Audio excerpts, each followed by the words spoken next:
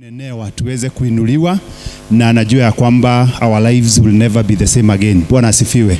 So karibuni sana katika Bread of Life Conference. Sijui kwa nini viti za hapa. Bwana asifiwe. Mtu akiwa hapa anaona watu wako bali na hapa karibu hakuna watu.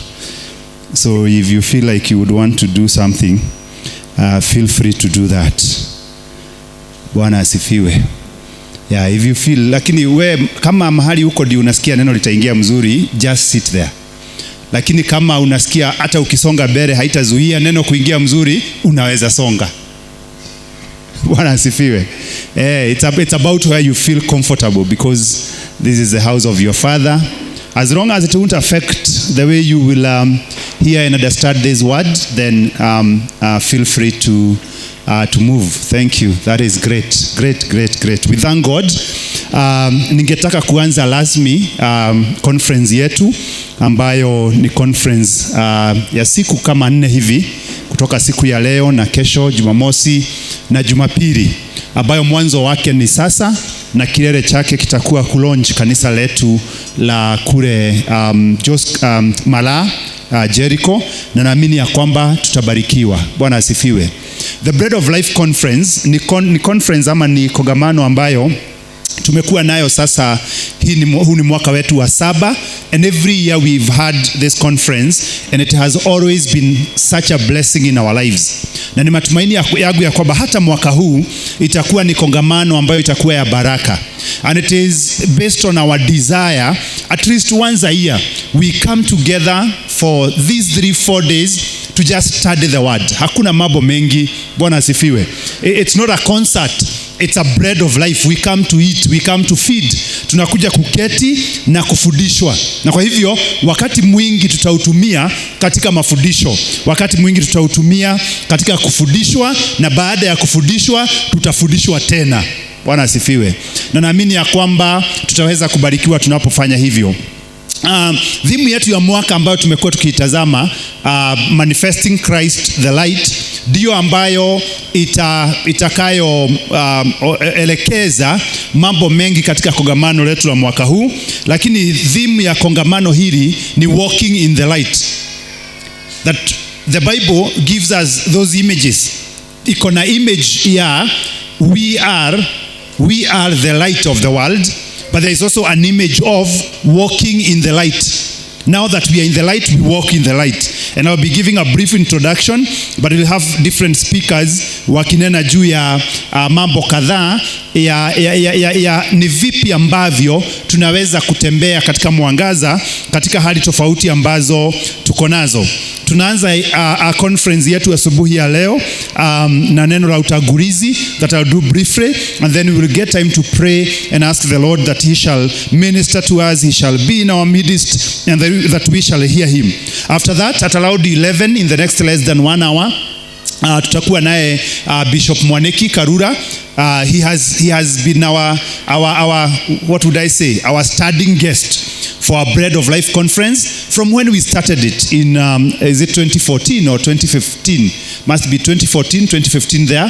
He has always been here every year to teach us. Na kwa sababu ya vile ambavyo Bwana anamtumia, and in recognition ya hiyo grace ya kufundisha neno iliyo juu ya maisha yake, he has always been the main guest in all our conferences, and even this year. So he'll be starting this morning, and he will take us through. He'll also take us through the afternoon, and that will be a blessing, and he will be handling walking in the light. Then tomorrow morning, we will have Elder John Nganga coming and speaking to us about manifesting Christ the light in the marketplace. Ya kwamba zote tuko kule nje.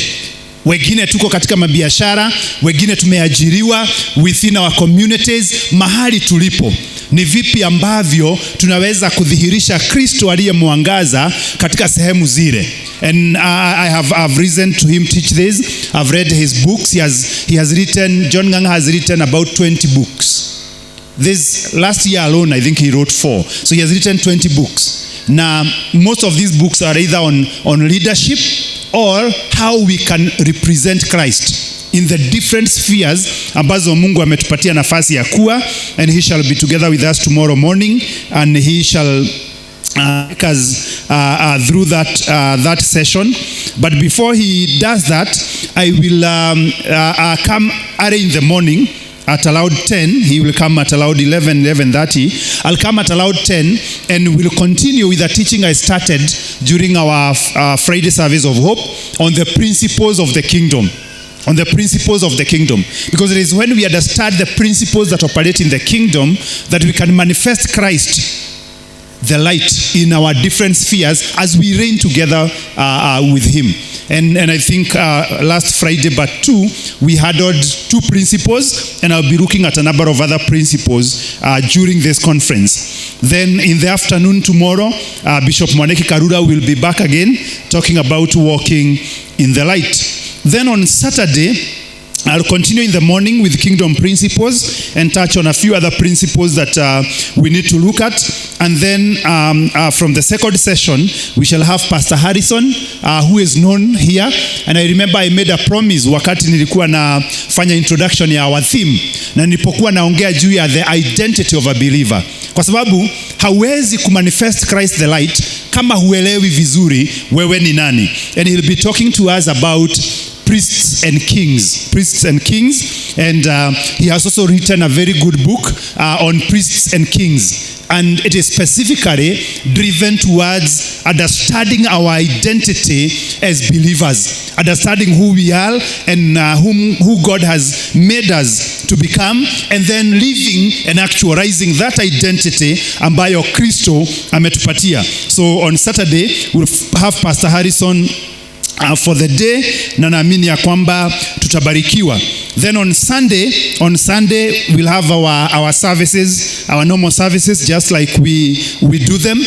We'll have morning devotion from 9 to 10. Then 10 to 11 we'll have our Bible exposition from the book of Matthew chapter 2 and 3. And then after that we'll have our service, in which we'll have Bishop Mwaneki Karura joining us and ministering to us in the service. And then after that in the afternoon, so after that we'll decide whether we'll have our lunch here or we go and have our lunch at Jericho. Sijui ni wapi kuzuri kukulia. Bwana asifiwe. Ni hapa. Atije? Ni mzuri tunaweza enda tukulie lunch huko. So tukimaliza ibada Sunday immediately kutakuwa na basi la kutupeleka Jericho, na tukienda Jericho basi tunaweza enda na chakula yetu tukulie huko. But wapishi watatuambia kama hiyo inawezekana ama tukulie hapa twende tukiwa kila mtu amejibebea yake. So we'll determine. But in the afternoon, so we'll go to Jericho, and we'll have the church lunch ambayo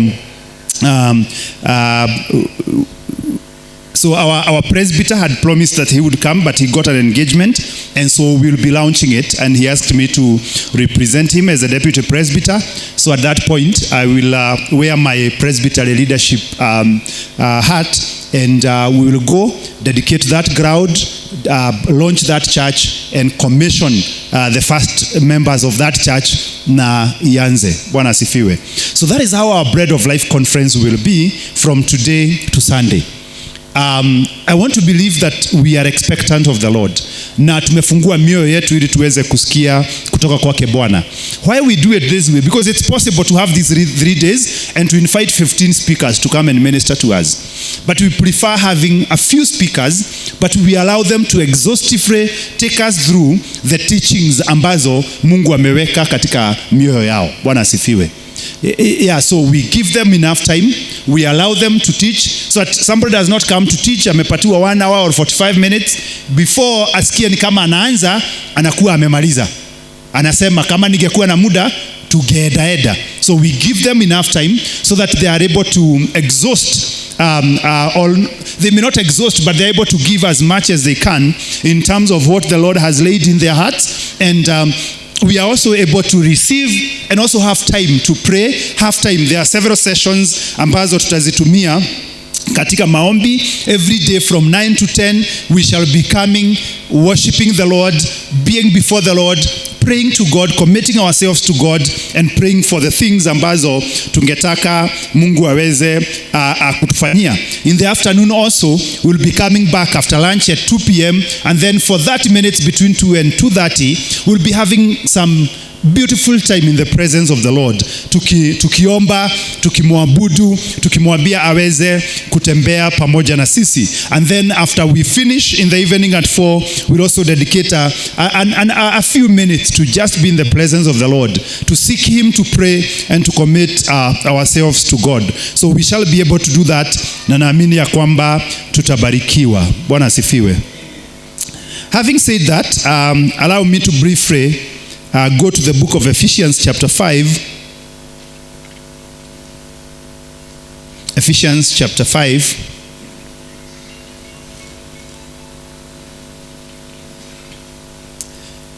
Just receive this. Mwambie I'm speaking, anaweza kupatia message in case. Ni mwalimu na kuna mtoto anatafutia shule, sitaki kukata halafu mtoto wenyewe akose nafasi. Bwana asifiwe. Yes, he's a deputy head teacher somewhere, so let's get the message so that if we need something.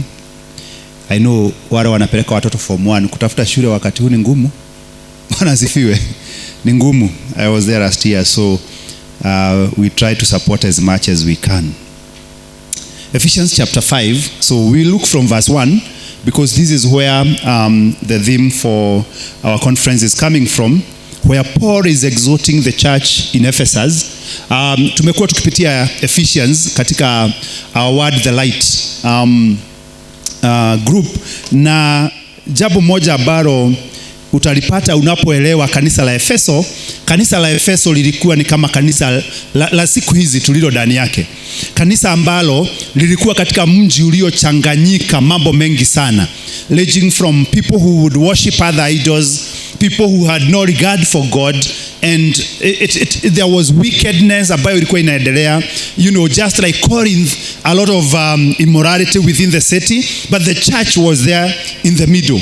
And so Paul is writing to this church and is speaking to them about how they ought to be different from where they are coming from, number one, but also from the people ambao wako katika ule mji. Because there is something that I've always said, and that is, it is impossible for you to influence if you are not different.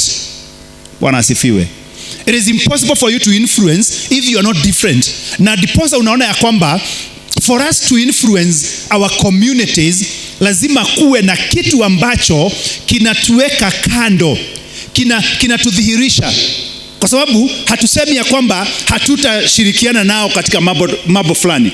Hatusemi ya kwamba hatutaenda katika mikutano ya public ambayo imeitwa kwa sababu sisi tunataka kukaa kando. Lakini the question is, tutakapoenda mahali walipo, how different will we be? Ama mtu akija ataona sisi ni kama wao. Saa zingine hatutasema ya kwamba hata hatutakuwa katika chama fulani ambayo iko katika ile community tuko ndani yake. But the question is, wakati tuko hapo ndani, je, is there something ambayo inatudistinguish na inaonyesha ya kwamba sisi tuko tofauti?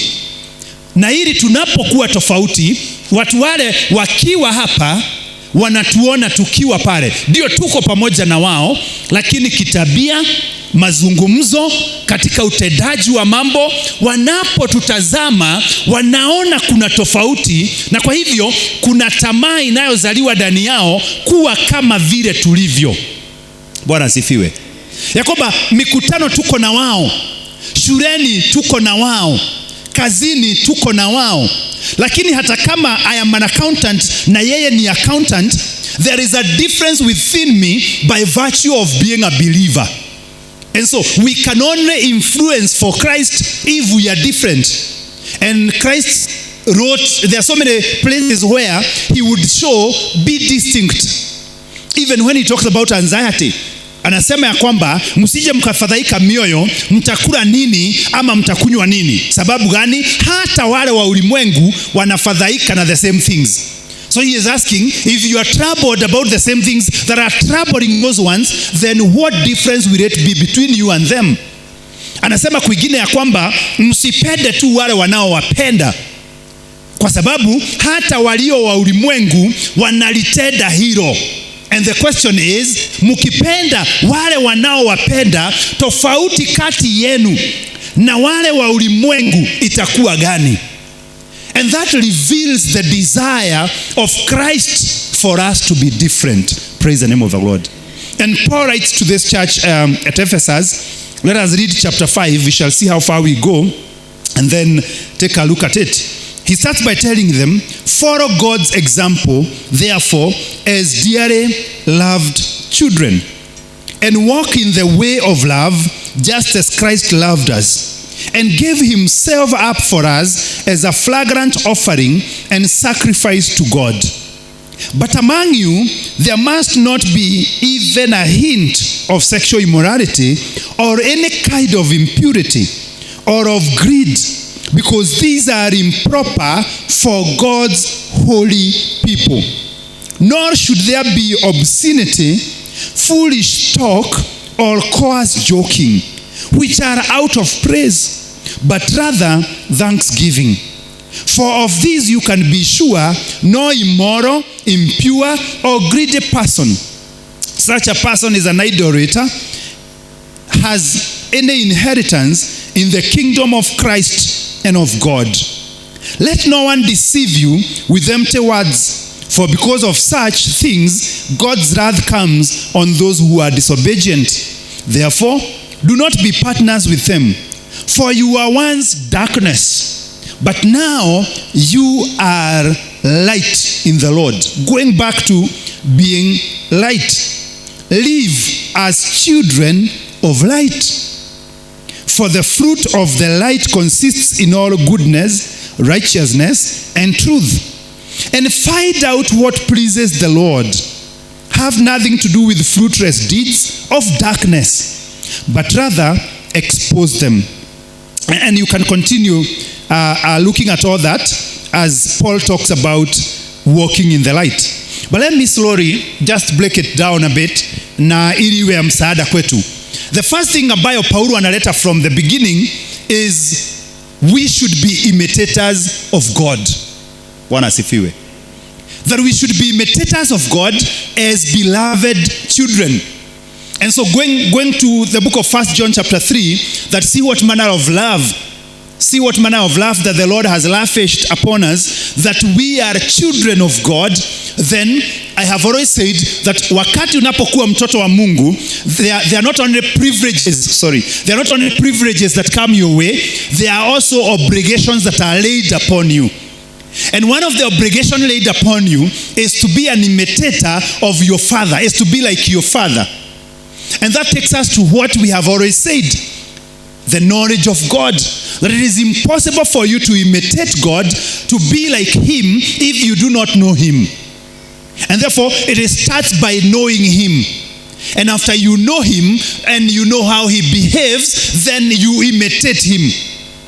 Because you are a dearly loved child. So as we think about walking in the light, lazima ujiulize, to what extent am I imitating God?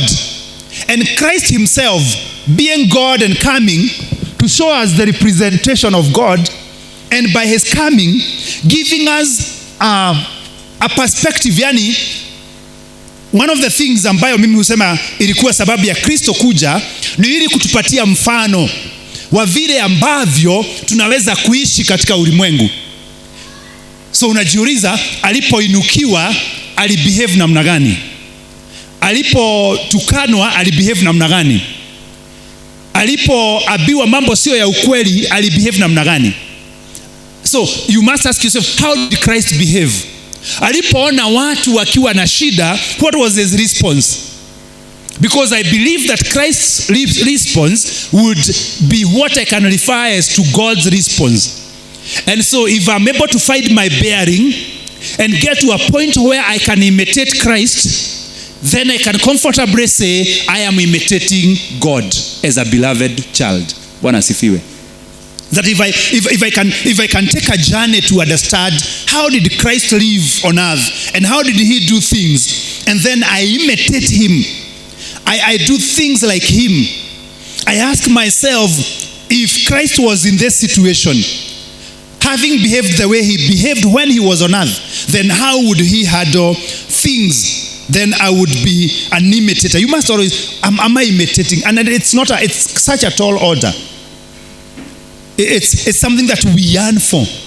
And that is why we say that the journey of every believer is a journey of becoming. Is a journey of being as much as Christ as you can possibly be. With our mortal bodies, it is possible wakati mwingine tusisikie kama tunafika kabisa. Lakini je, are you making every effort to become like Christ? I think it's Peter who is saying ya kwamba hatujui maneno mengi, lakini one thing we know is that when he appears, we shall be like him.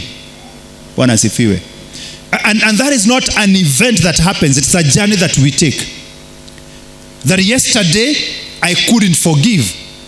I've been studying the word. I've been having fellowship with God. I've been praying. I have been having fellowship with the brethren. They have been impacting me. And I feel that within my heart, I now am drawing towards being able to forgive. I may not have reached to the level, the way Christ forgave, saying, forgive them, Father. I may be at the level of ninawasamehe lakini nawaachia Mungu. Lakini jana sikuwa nawaachia Mungu, nilikuwa nasikia kuwapiga ngumi. Lakini leo ninaweza kusema nimewasamehe lakini mnajua Mungu atadili na wao. Na najua ya kwamba as I continue growing, kesho pia nitawaombea kwa Mungu aweze kuwasamehe. Praise the name of the Lord. Kwa sababu that is how you track your growth. Am I growing?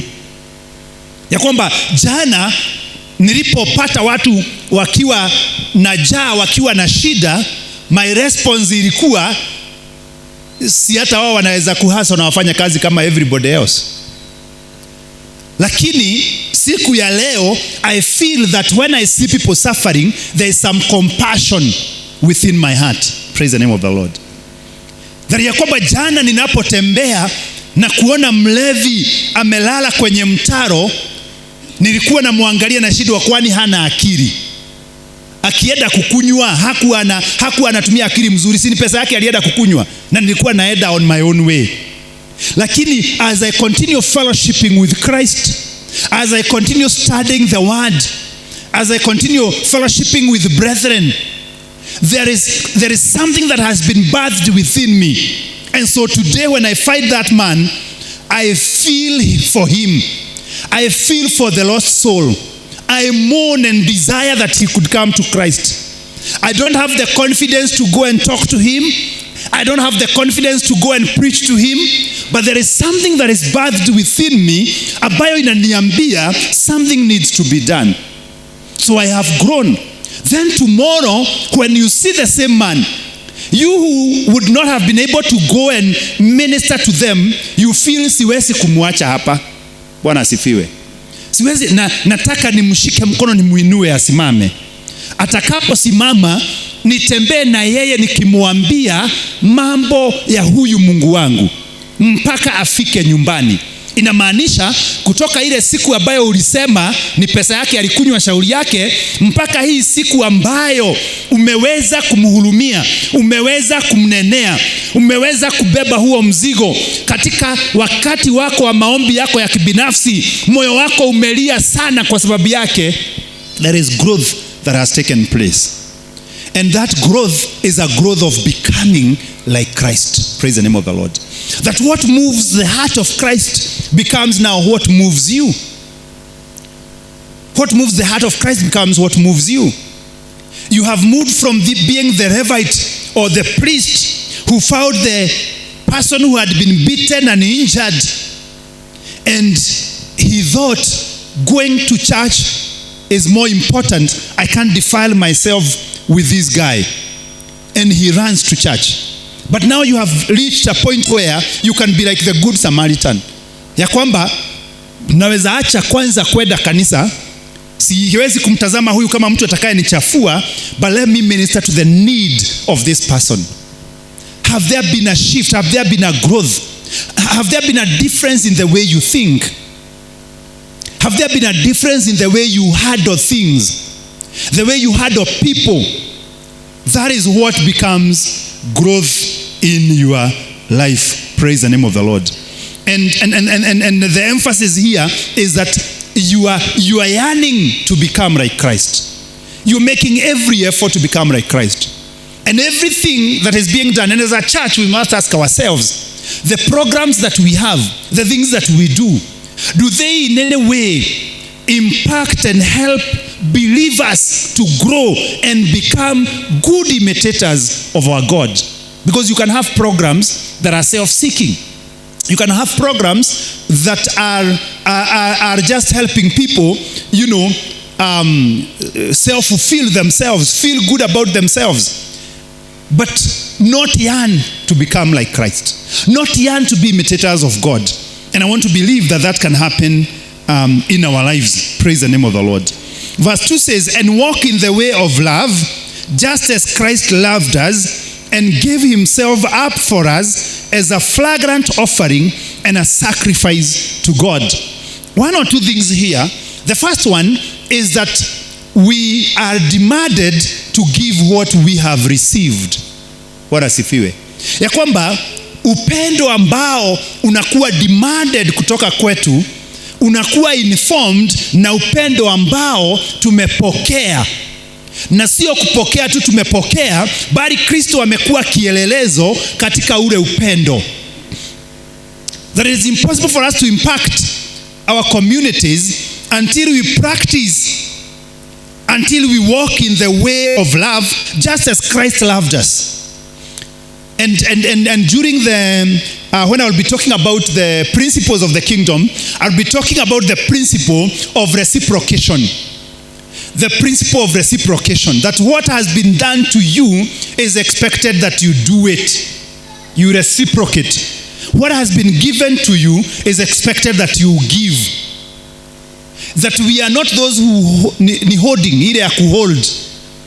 We are not like the Dead Sea. We are people who receive and release. Praise the name of the Lord. Ya kwamba sisi sio watu wa kupokea na kuweka. And it is born, you see, when God is speaking to Abraham, he tells him that the reason why I'll bless you is so that you become a blessing. So our blessings are not meant to be kept by us as a monument, as a souvenir, to show other people how blessed we are. The way to show other people how blessed you are is to become a blessing to them. Bwana asifiwe. The way to show other people how blessed you are is not by showing off the things that you have received. It's not by showing off the possessions that you have. It's not by showing off. It is by being a blessing. You show me that you are blessed when you bless me. You show your neighbor that you are such a blessed person when you become a blessing to them by the blessing that you have received.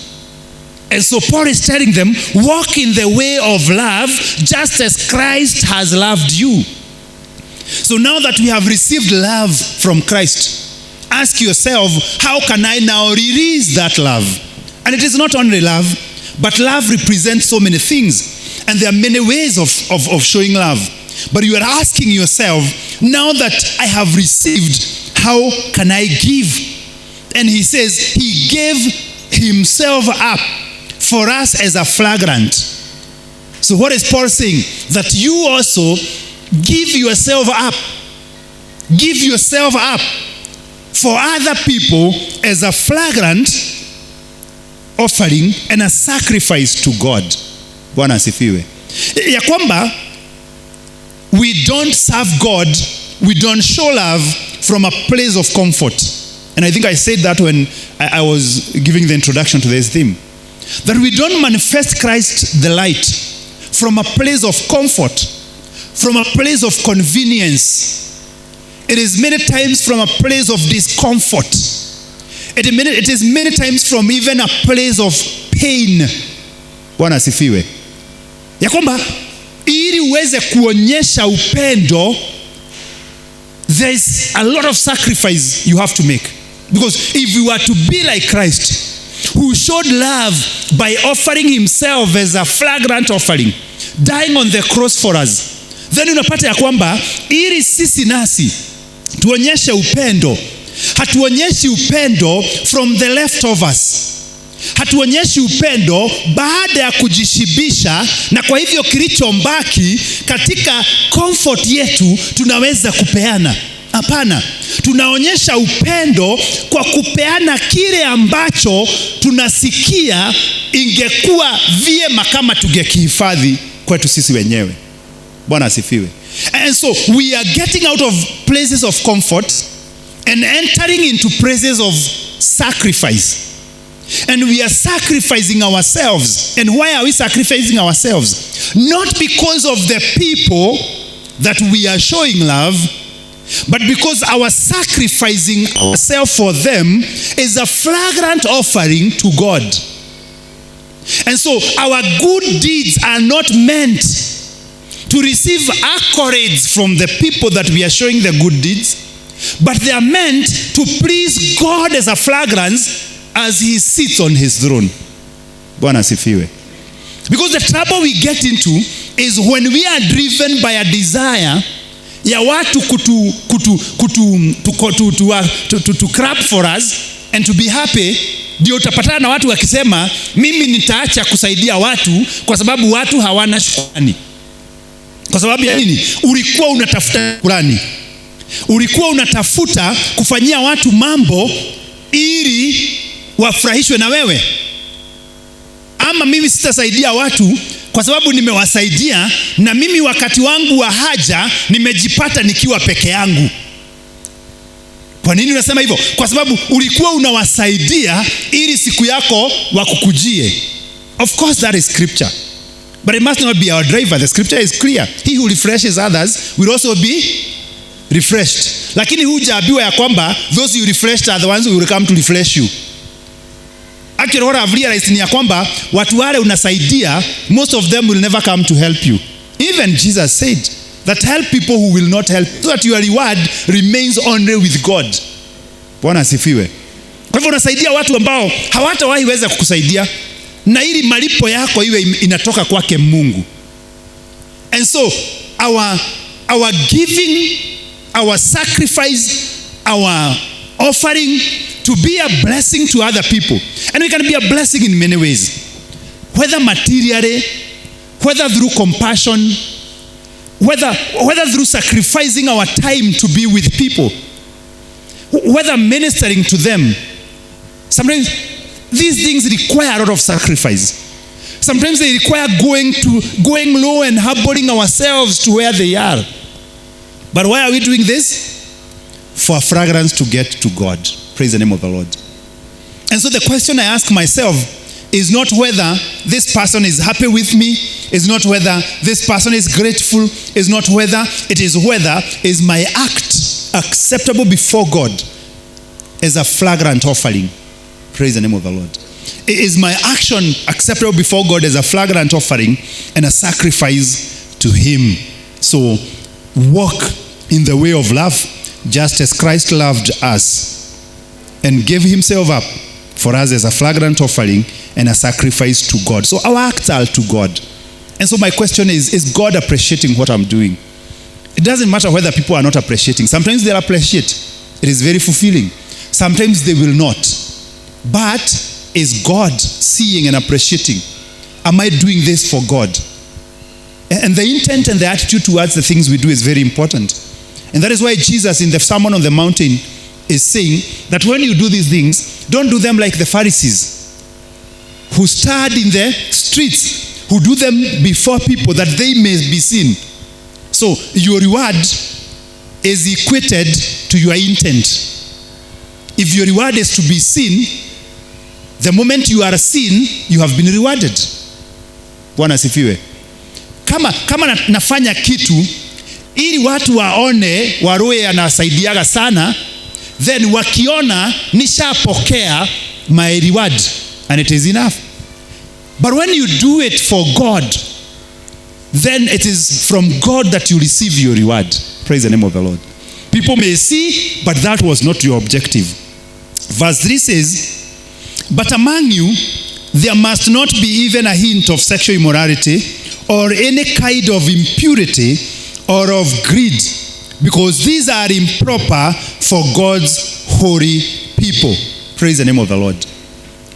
Paul is saying that for you to impact, for you to be able to be a man and a woman of God, an imitator of Christ, then there are certain things that should not be fouled. And he is saying, even a hint. When I talk about, and you see he is talking down here about how we should not associate ourselves with certain things and people who do certain things. As he says, we should not be partners with them, people who are disobedient and evil. I have been talking about testimony. That your testimony is very, very important. Bwana asifiwe. And your testimony is not birthed out of the things that you do. It is birthed out of what people think about you based on the things that you do. You are not the custodian of your testimony. Other people are the custodians of your testimony. Bwana asifiwe. And therefore, we as believers cannot walk on this earth saying, I don't care what people think about me. I don't care what they say about me. You must care to the extent that that testimony is not going to impact your ability to bring them to Christ, to manifest Christ the light. Paul is saying there should not be a hint of sexual immorality. There should not be a hint of impurity. There should not be a hint of greediness amongst you. For such things are unfit for God's holy people. They are improper for God's holy people. Paul is saying, you see a hint may mean ni kama kunaonekana ni kama hiyo kitu iko hata kama haiko. Bwana asifiwe. Na Paulo anasema ya kwamba lazima tuwe too careful kuhakikisha ya kwamba hata hakuna mtu anaweza kutushuku kwa mambo kama yale. Kwa mambo, nobody should suspect us for any impurity. The way we lead our lives and the way we live should be a testimony in itself. I've been talking to young people about the company they keep and how they keep that company. Because, like I said at the beginning, you can only influence when you are different. And you can influence when you are within, but within and different. Na kwa hivyo, watu wale unatembea na wao, lazima ujiulize, natembea na wao kiwango gani? Na katika matembezi yetu, ni ushuhuda gani unaotoka mle nje? Because you see, I may not go to that extent, but I think the people who try even to have certain kind of dressing, sometimes it's because they want to be identified. Bwana asifiwe. Of course, the original intent may have been right, but people have sometimes misused. So that you find believers ambao wanavaa nguo specific zinajikaa tu, whether ni za mikojo ama ni za namna gani, ya kwamba huyo mtu akiwa kati ya watu wengi anajulikana huyu ni tofauti. Bwana asifiwe. But is it possible for us to clothe ourselves with purity to a level where when I'm among unbelievers, when I'm among people who don't believe God, people can tell yule ni tofauti? Bwana asifiwe. Tunaweza vaa kilemba ya wokovu, tukose kufunga kilemba ile ya white ya Wakorino, lakini vile ambavyo tunaongeaga, Paulo hapa anaongea mpaka jokes zile tunafanya. Ya kwamba nikiwa hapo nakaa mtu ambaye amevaa kilemba, nakaa mtu tofauti, ya kwamba mahali ninamoishi watu wale wa kile kijiji wanaweza kusema kule ni kwa watu wameokoka. Bwana asifiwe. Ya kwamba kuna place unaweza fika hivi tu na watu walikuwa wanaongea mambo fulani, wanasema ebu nyamazeni kwanza, huyu amekuja. I don't know whether you have ever been there. Praise the name of the Lord. And sometimes when we are young believers, it's very easy for us to be that. I remember when I was a young man, hata nikiwa high school, ningefika kwa group ya vijana wakiongea maneno, wanasema kasisi amekuja, hebu nyamazeni. I hope it can happen even today. Bwana asifiwe. That I can get into a group of people. I'm attending a football match. Na vijana wanacheza football wamejaa huko. Nifike kwa group fulani. Waseme hapana, pastor amefika. Usiongee hivyo pastor akiwa hapa. Because naweza kuwa sijavaa kiremba, naweza kuwa sijavaa nguo iko na mikojo, naweza kuwa, but character yangu ambayo nimevaa ina ni distinguish vizuri sana. Bwana asifiwe. But we are living in dangerous times when it becomes very difficult to tell the difference between believers and non-believers. To tell apart, to say that this one, huyu, ya kwamba watu hawajaokoka wanaweza mahali waseme kuna kitu imefanywa, na waseme ya kwamba before tuulizane nani amefanya fulani, mjue hawezi kuwa ni yeye, because they believe in your testimony. You have a testimony that you carry. Praise the name of the Lord. That requires us to go an extra mile. It requires us to not only fail to do, but also seem, I'm an auditor. Na in auditing kuna principle about tunaitaka principle ya independence. Principle ya independence in accountancy, code of ethics, inasema ya kwamba kuna type mbili za independence. Moja ni independence of the mind, na ya pili ni independence of appearance.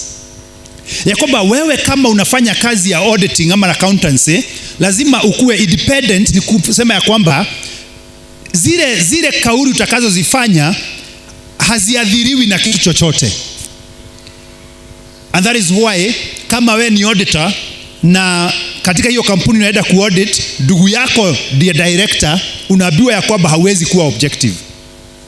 Kwa sababu ukienda katika hizo vitabu na ukute ndugu yako ndiye aliiba, kuna uwezekano wa kujiuliza, sasa nitabetray ndugu yangu ama?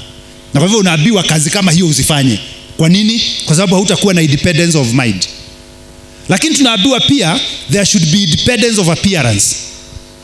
Ya kwamba unaweza kuja kufanya hiyo kazi na katika mawazo yako unajua vizuri utakuwa independent. Kauli zote, hata ukipata ndugu yako ameiba, unajua katika mawazo yako utasema ameiba. Lakini swali ni je, wale wanaokutazama watafikiria uko independent?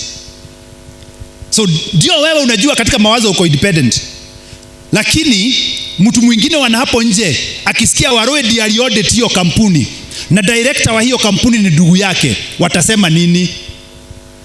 Huyo lazima protect ndugu yake, lazima protect ndugu yake, si ndivyo watasema? Lakini wewe katika mawazo unafikiria uko independent. So tunaambiwa ya kwamba kwa sababu ya hivyo watakavyosema, hiyo kazi usiifanye. Kwa sababu hata kama utakuwa na uhuru wa kimawazo, hautakuwa na uhuru wa appearance. You won't appear to be independent. Na kwa hivyo as believers then, we must be holy and pure from within. Bwana asifiwe. Katika mawazo ndani yetu, katika mioyo yetu, najua mimi ni msafi, najua ya kwamba mambo mengine siwezi kufanya, nimekata kauli. Lakini pia testimony ina demand ya kwamba we must also appear to be holy, because it is in the appearing to be holy that will influence the world to become and desire to become like we are. Praise the name of the Lord. And so una consider kwanza deep within my heart, katika mawazo yangu, katika tafakari zangu, katika mambo yale ninafanya, je, mimi ni msafi? Katika sehemu zangu za siri ambapo hakuna mwingine anayenijua na kunifahamu, je, mimi ni msafi? Mimi natembea na njia za utakatifu, natembea na njia zinazompendeza Mungu. Na baada ya kuconsider hilo unajiuliza, na je, katika kuonekana na kuwa mwangaza? Ama nasema mimi najijua mimi ni msafi na sina haja kuprove to anybody that I am holy. No, testimony demands that you have to prove to the masses that you are holy and worthy to be emulated as you emulate Christ. Praise the name of the Lord. That your faith is not a private affair.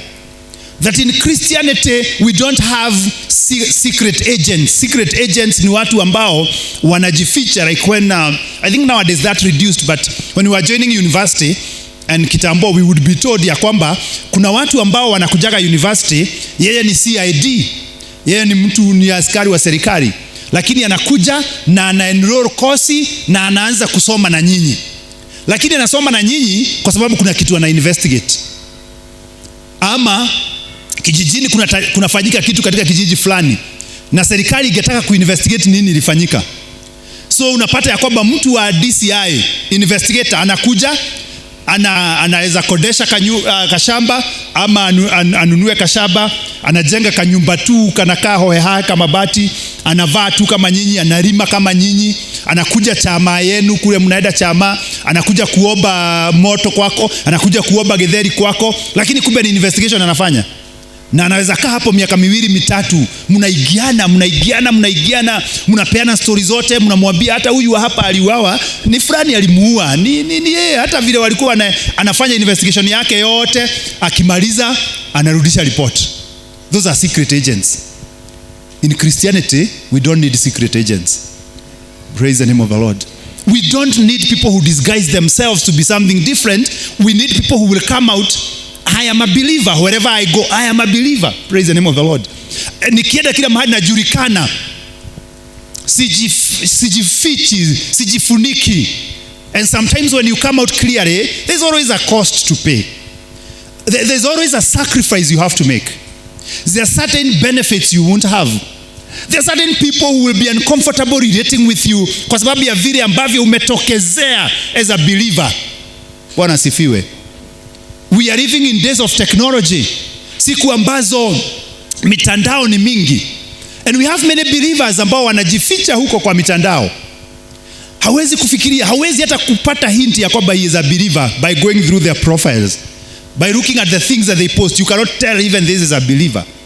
There are people ambao mahali wanapofanya kazi, katika communities walio ndani yake, wame perfect art ya kujificha. Reverend Jega, you can just come ahead. Waliogopa kukaa hapa, so kuja tu ukae hapo. Hawa waliogopa. Karibu sana. So unapata they are able to really hide. They hide kabisa.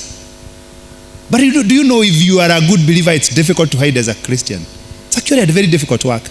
Yesterday I was ministering somewhere it's a sponsorship program for high school students. And as I was leaving, I was talking to the person who has invited me, the country director of the organization. Na kaniambia kwamba here we are required not to, because they are sponsoring Muslims, they are sponsoring Hindus, they are sponsoring all kinds of kids. And so when the kids come together, then to some extent you are expected to be almost neutral. Lakini tulipokuwa tunaongea naye tukasema ya kwamba it's impossible. Praise the name of the Lord. It's impossible to be neutral on matters of faith. It's impossible for you to go and work at a place and say that I cannot express my faith. I cannot come out as the believer I am. It's impossible for me. I don't know for you. Ati unaenda unabehave kama mtu hajaamini mahali kwa sababu ya the rules and regulations. For me it's impossible. I don't know for you how it is. Bwana asifiwe. Yakobo unaenda unaigiana na watu katika kijiji, unaigiana na watu hawajaokoka, unakuwa tu kama wao, hufanyi dhambi yoyote, lakini hawezi hata pata hint ya kwamba wewe ni mtu wa church. For me it's impossible. And for you? Bwana asifiwe. Lakini kuna wengine they are very good. Actually that is the easier place. Hii ya kujidhihirisha ya kwamba ni muumini ndio ngumu. Akienda akikaa mahali anakaa tu, hata watu hawezi fikiria hata ameokoka. But Paul is saying that things that are improper for God's holy people should not be found amongst you. And so I'm saying, my question to you is, what is your testimony? Are you concerned about your testimony? And what I've said is that you are not the custodian of your testimony. The custodian of your testimony is the public. It's what people think about you. What do people think about you? With the way they think about you, would they desire to come to Christ? Would they desire to be like you?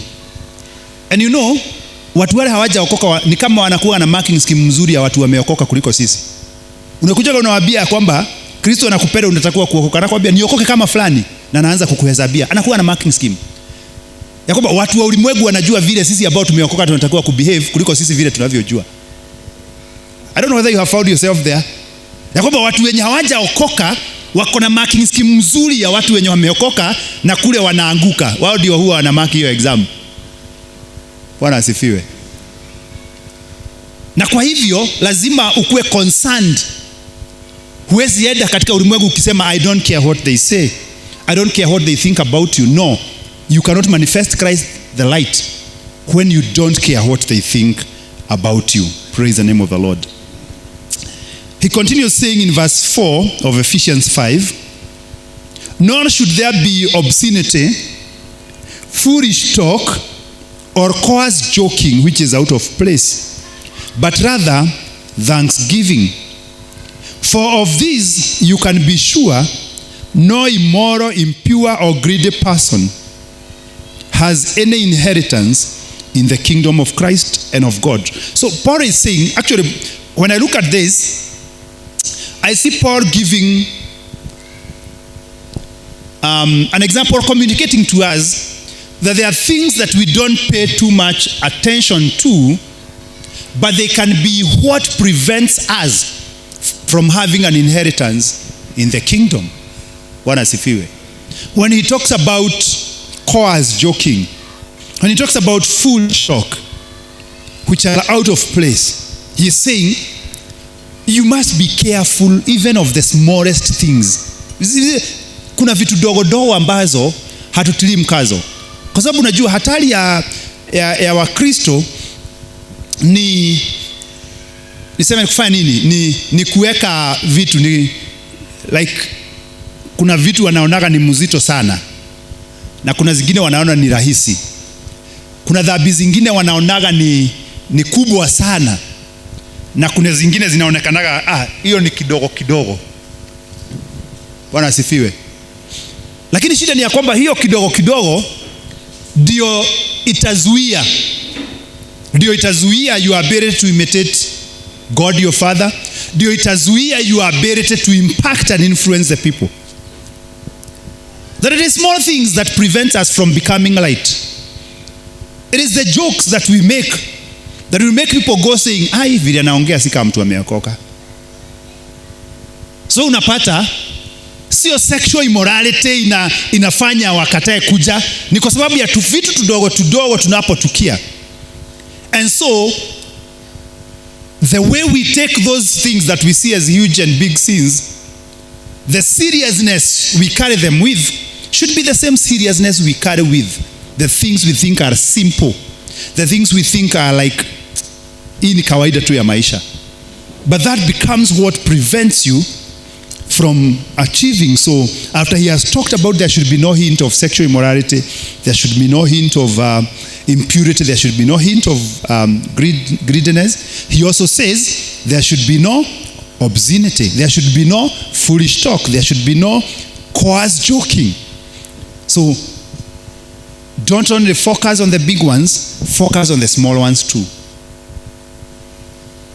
Is it Proverbs or it's Songs of Solomon 2:15 that says that catch for us the small foxes that destroy the vines, because our vines are blossoming. Ni wakati maua inatokea, na sio foxes wale wakubwa ambao hukuja na kungoa hii maua ambayo italeta mazao. Ni tu foxes tule tudogo. Paulo akiandikia kanisa la Warumi, ni Warumi ama ni Wahibrania? Keep confusing these two. Let me confirm. I think it should be Romans 12.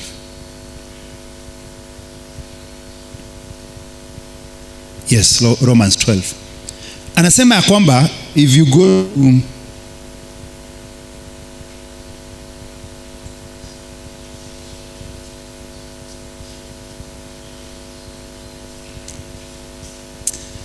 No, I think it should be Hebrews I'm referring to.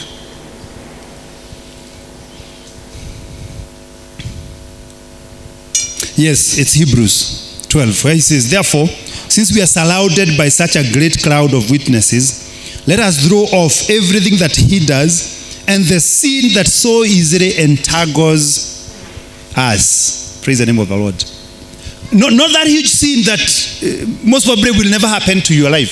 It is the sin that so easily entangles. That is what he does you. That is what he does you. Ya kwamba kuna dhambi kidogo ambayo inakushika kwa haraka. Na wakati mwingi hizi dhambi ambazo tunaona ni zinatushika kwa haraka ni kwa sababu tumezijustify. Is it things we do when we are angry and feel we are justified because we were angry? Are there things that we say because we have been provoked and so tuna justify kwa sababu we have been provoked? Is it things, is it lies that we tell because we feel we are cornered and we have to protect ourselves? Ni dhambi gani hiyo ambayo it so easily entangles you? That is what will prevent you from being able to manifest Christ the light. Because sometimes we pay too much attention. Hata unakutana na mtu anapitia shida na kuambia pastor, sijui kwa nini hii inanipata. Mimi sijadadalia, sijawahi. Sasa unaona kuna vitu wameweka hizi zinaweza kunizuia kufurahia ufalme wa Mungu, lakini kuna tu vingine tudogo ambazo hana shughuli nazo. Bwana asifiwe. Lakini Paulo anasema kusikue na hinti ya hizi, lakini hata hizi dogo zisipatikane kati yenu. Kwa sababu watu wale ambao wanafanya vitu kama hizo hawana nafasi katika ufalme wake Mungu. And therefore, the emphasis we put on the big ones must be the same emphasis we put on these small ones. We go back to Ephesians chapter 5. We continue looking at this. I'm almost finishing because it's almost 11. Let no one deceive you with empty words, for because of such things God's wrath comes on those who are disobedient. I can only say one or two things here. That the duty and the responsibility of your obedience to God is solely yours. Bwana asifiwe. Let no one deceive you with empty words, for because of such things God's wrath comes on those who are disobedient. What happens is that when people deceive you and you obey their deception, then you become disobedient. When you become disobedient, God's wrath comes over you. Haikuji kwa yule aliyekudanganya. Kwa hivyo, it is your duty and responsibility to seek the truth, fight the truth, and walk in the truth. Bwana asifiwe. Ni kazi yako kuelewa ukweli na kutembea katika ukweli na kuishi katika ukweli. Hautaenda usikize watu wanaofunza mafunzo mabaya, wanaoelekeza watu vile visivyo, alafu kisha ukose kutii neno la Mungu na utarajia ya kwamba adhabu ya kutotii kwako itamkujia aliyekuelekeza vibaya. Adhabu ya kutotii kwako itakukujia wewe. You can never blame another person for your disobedient to God. The wrath of God comes to the disobedient, regardless of the source or the provocation to the place of disobedience. Bwana asifiwe. Na kwa hivyo Mungu Paulo anawaambia kwamba let no one deceive you. Don't allow yourself to be deceived. And it is your duty and your responsibility kuhakikisha ya kwamba hautadanganyika. Na vile tu the only way kutodanganyika ni kuji-equip na ukweli. Ni kutafuta kuelewa kile ambacho Mungu anataka katika maisha yako. Bwana asifiwe. Na ili mtu akija na deception hata kupata at a place of ignorance.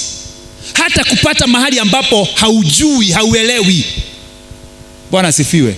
Maana wadanganyifu wako wengi katika ulimwengu huu na wanaendelea kudanganya. na hauwezi kublame wale wanadanganya kwa sababu ya kudanganyika kwako. Wewe ndiye uhakikisha ya kwamba haudanganyiki, ya kwamba umejiweka katika nafasi, katika sehemu ambayo inahakikisha unapokea ukweli, unatii ukweli, na hautembei katika kutotii. So don't let no one deceive you. So what are you reasoning to? What are you following? But are you aware of the truth? Have you equipped yourself well so that you may not be deceived? Therefore, do not be partners with them. Do not be partners with those people who deceive, because God's wrath will come upon those who are disobedient. Verse 8, for you were once darkness, but now you are light in the Lord. Paul is saying there is a transformation that has taken in your life, ambayo imekutoa mahali ulipokuwa na imekuleta mahali ulipo. Na kwa hivyo wewe ni tofauti. Anawaandikia Wakorintho, anawaambia kwamba yeyote aliye ndani ya Kristo ni kiumbe kipya. Ya kale yamepita na sasa yamekuwa mengine mapya. Bwana asifiwe. Katika kitabu cha Warumi anasema nini? Ya kwamba kwa sababu umepokea upya wa maisha, sasa ishi katika ule upya ambao umeupokea. That after you have been renewed, then you have a duty to live in the newness of life ambayo umepokea. Righteousness, and I think I've defined it, I've talked about, no, I was talking about sanctification, but I think I've also talked about righteousness in one of the Bread of Life conferences. Na nikasema ya kwamba righteousness is both achieved as an event but also lived as a process. You know, that when we received Christ, we got justified. Our sins were cleansed. Our files were cleaned of all the things we are guilty for. And in those files was inserted one piece of paper, if I were to use that image, that said, the righteous one of God. But after that eventual justification, baada ya kufanywa kuwa mwenye haki, then matarajio ni ya kwamba sasa kutoka hapo unaishi katika ule wenye haki. You live in the righteousness that you have received. And that is why so you don't earn righteousness. You receive it because it is an act, it is a gift of grace. You receive forgiveness that you have not merited. But after receiving that, then how do you continue after you have received? The way you continue after you have received is not a means of earning. It is a means of living and enjoying the gift that you have received. Bwana asifiwe. Ni kama kupewa nyumba. Mtu aje akupatie nyumba kikiwa kipawa ambacho haumerit. Amejenga nyumba mzuri, anakwambia Warui, hii ndio kifunguo na nyumba ndio hii. Bwana asifiwe. So what happens ni ya kwamba ninaipokea mara hiyo. Alafu nafanya nini? Alafu maisha yenye yanakuja naishi ndani ya hiyo nyumba. Bwana asifiwe. Kuishi ndani ya hiyo nyumba hakunipatii kitu cha kulinga nacho ya kwamba nimeiani. Lakini siwezi kupewa nyumba na nipewe kifunguo, alafu nifungue mlango, nione vile inakaa, inipendeze, alafu niifunge, niende nikaishi kwenye streets. Praise the name of the Lord. So you receive righteousness as a free gift, as a gift of grace that you do not merit. Then baada ya kupokea huo wenye haki na kufanywa mwenye haki wa Mungu, sasa unaishi vile ambavyo wenye haki huu unahitaji. Bwana asifiwe. Kama ulikuwa unalala chini kwa mtalo, unaanza kulala kwa kitanda. Kama ulikuwa unaoga na maji ya mvua, mvua ikinyesha unatoka hapo nje unaoga, unaanza kuoga na shawa. Bwana asifiwe. Unaanza kuishi na wenye haki ambao umepokea. Na kwa hivyo matendo unayoyatenda hayakufanyi mwenye haki. Matendo unayoyatenda unayatenda kwa sababu umeshafanywa mwenye haki. Bwana asifiwe. Matendo unayoyatenda hayakufanyi mwokovu, hivi kuna jina kama hilo. Lakini unayatenda kwa sababu umeshaokoka. Na kwa sababu umeshaokoka sasa unaishi katika ule wokovu ambao umeupokea. Praise the name of the Lord.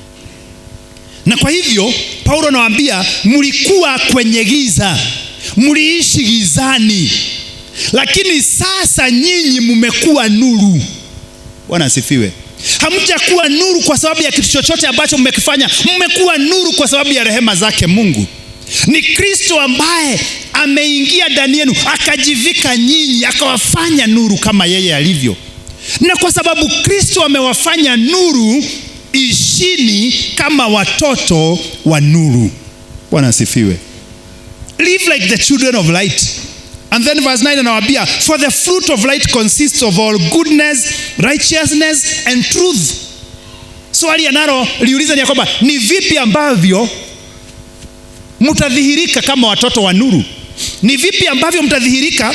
Nyinyi sio watoto wa giza kama mlivyokuwa kitambo, sasa mmefanyika watoto wa nuru.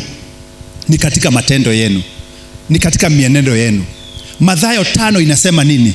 Inasema ya kwamba after this let your light so shine, hata iko hapa, let your light so shine before men that they may see your good works. Praise the name of the Lord.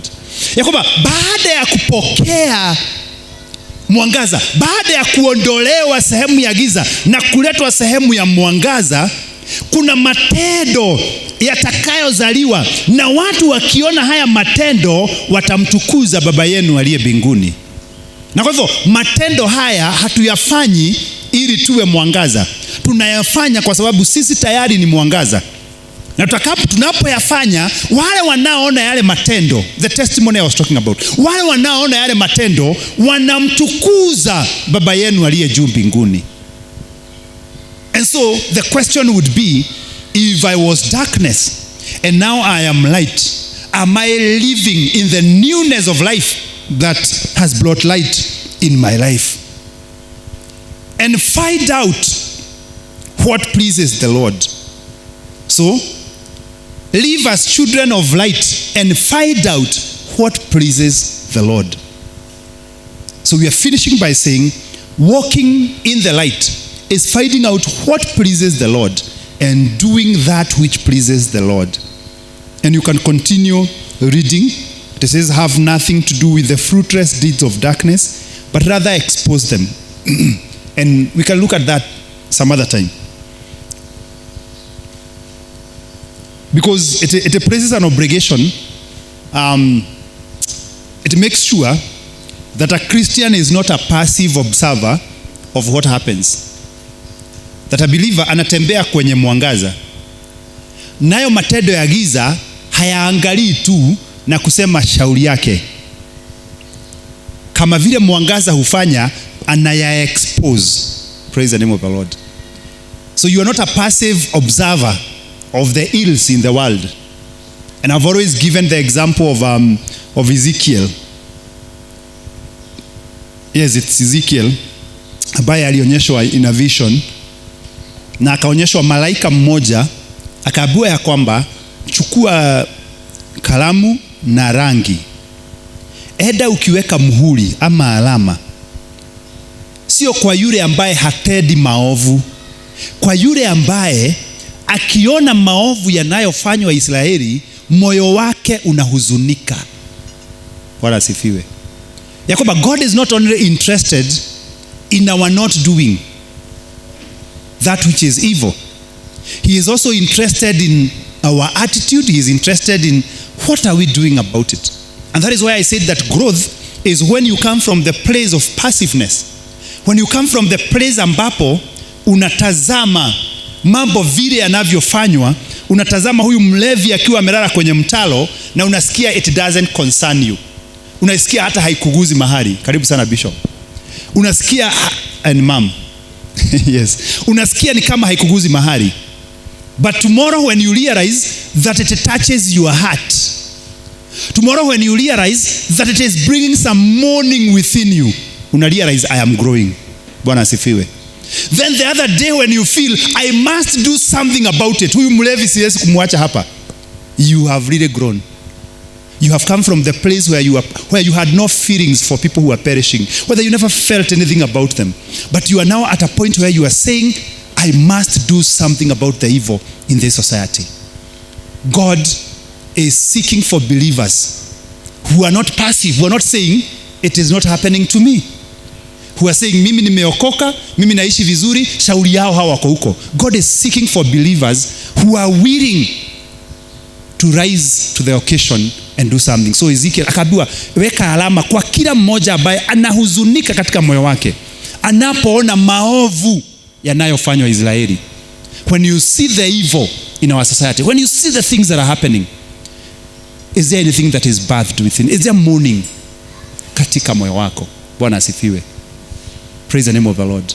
So he's saying that have nothing to do with the fruitless deeds of darkness, but rather expose them.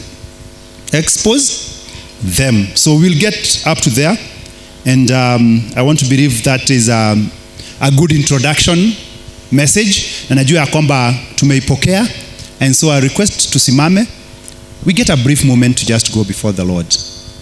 Kuna maneno mengi ambayo tumezungumza from imitating our Father as beloved children, you know, from identifying and recognizing that even if I've received righteousness as a gift of grace, then am I living, am I walking?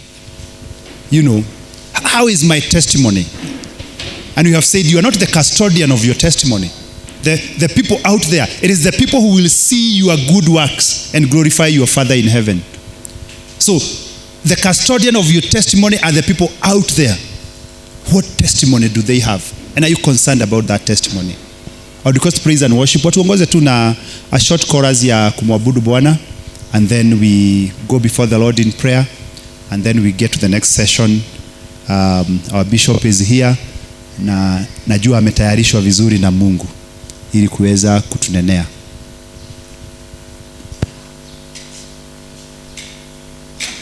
If you can lead us in a short worship chorus, let us go before the Lord. Let us commit ourselves to God as you meditate upon this word that we have shared. I know I have said so many things and it's heavy on quite a number of aspects, but seek the Lord that He'll help you to understand and apply in your life.